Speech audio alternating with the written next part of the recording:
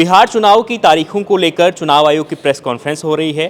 तारीखों के ऐलान से पहले चीफ इलेक्शन कमिश्नर ने कई ऐसी बातें बताई हैं जो इस चुनाव में बेहद महत्वपूर्ण होने वाली हैं, जिसमें फर्स्ट टाइम वोटर्स से लेकर उन्हें बताया कि इस बार कौन से बूथ पर क्या होने वाला है, कितने बूथ बनाए गए हैं, एक बूथ पर कितने वोटर होंगे, इसके लिए वहाँ पर क्या क्या व्यवस्थाएं की गई हैं और सटीक चुनाव के लिए क्या इस बार होगा, क्या नया होगा, ये तमाम चीज़ें बताई गई हैं। मेरे साथ मेरे सहयोगी आदित्य सबसे पहले यह अपने दर्शकों को बताएंगे हम कि क्या आज के भाषण से पहले उन्होंने, जैसे अभी तो ऐलान थोड़ी देर में करने वाले हैं, उससे पहले उन्होंने क्या बताया है?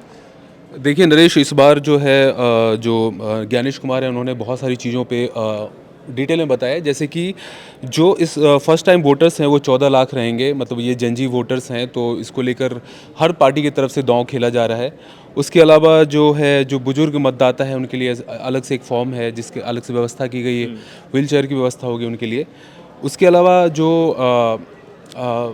फ़ोटो को लेकर है, ये कलरफुल फ़ोटो रहेगी उनकी। ये इससे पहले भी सामने आया था कि ईवीएम में इस बार कलरफुल फोटो जो है, ये कुछ अपने सिस्टम बदलाव किए हैं इलेक्शन कमीशन। ईवीएम में कलरफुल फोटो दिखेगी कैंडिडेट की, यही आप बताना चाह रहे हैं? बिल्कुल बिल्कुल, क्योंकि पहले जैसे आपको पता है कि 90s में बिहार का ऐसा ट्रैक रिकॉर्ड रहा है जहां बोगस वोटिंग होती रही है, तो इसको लेकर जो पारदर्शिता है उस पर इलेक्शन कमीशन का ज़्यादा फोकस है। ताकि क्योंकि देखिए अभी हाल के दिनों में ईसी को जिस तरह से पॉलिटिसाइज किया गया है, तो ईसी का कर्तव्य बन जाता है कि वो ऐसा इलेक्शन करा के दिखाए कि जिससे जो एक क्रेडिबिलिटी है वो और भी मजबूत हो जाए। तो ईसी लगातार तमाम ऐसे प्रावधानों को लेकर चल रही है। जैसे इलेक्शन कमीशन के जो चीफ इलेक्शन कमिश्नर हैं, उन्होंने इन बातों पे जोर दिया है।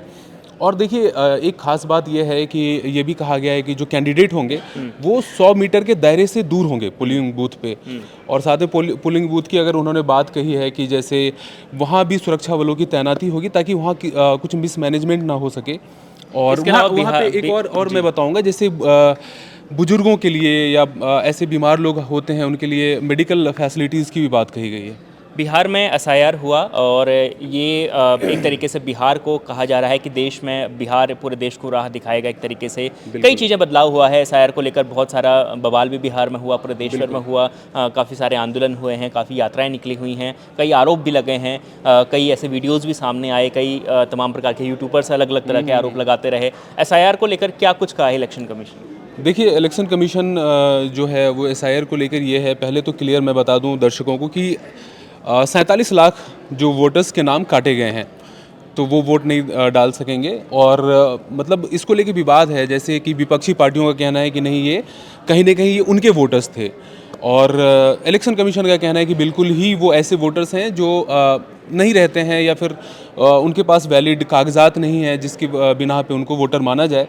तो ये तो टसल चलेगा। देखिए एसआईआर को लेके इलेक्शन कमीशन ने तो बोल दिया है कि इसमें कोई भी गलती नहीं हुई है, लेकिन ये इलेक्शन पे जो है ना, इसका एक बड़ा प्रभाव देखने को मिलेगा, क्योंकि एक बड़ा मुद्दा है। तेजस्वी यादव की तरफ से अगर देखा जाए या आरजेडी की तरफ से, इवन कि राहुल गांधी ने दूसरे स्टेट में जाकर भी इसे क्वेश्चन किया है, तो ये मुद्दा तो रहेगा ही।